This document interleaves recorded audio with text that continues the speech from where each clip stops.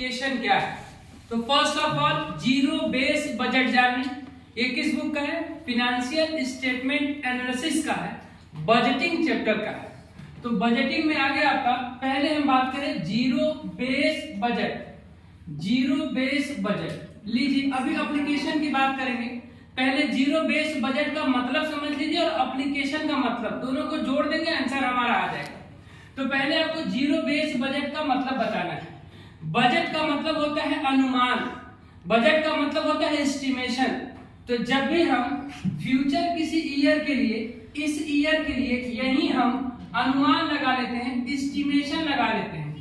Estimation लगा लेते हैं कि इस ईयर में कितना खर्च होगा या कितना इनकम होगी, इसी अनुमान लगाने की बात को क्या कहते हैं, बजट कहते हैं। इसी एस्टिमेशन को बजट करते हैं।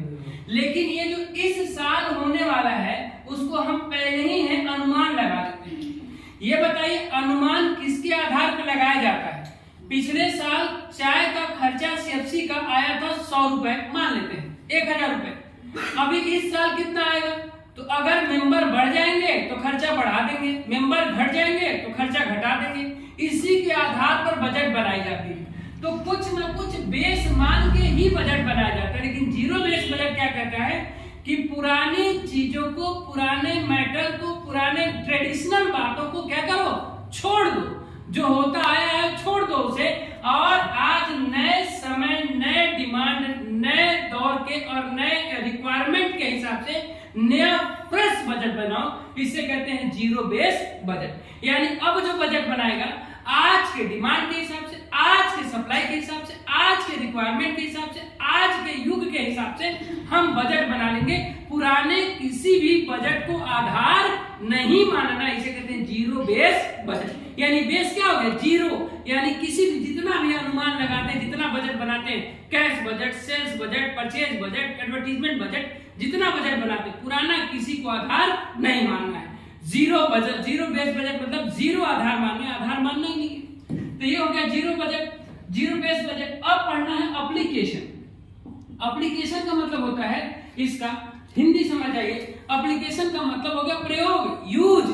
कहां से जीरो बेस बजट, क्या यूज है जीरो बेस बजट का, आप बताइए क्या यूज है जीरो बेस बजट का। कंपटीशन से जीतने के लिए, नई रिक्वायरमेंट को फुलफिल करने के लिए। बताइए क्या है एप्लीकेशन इसका।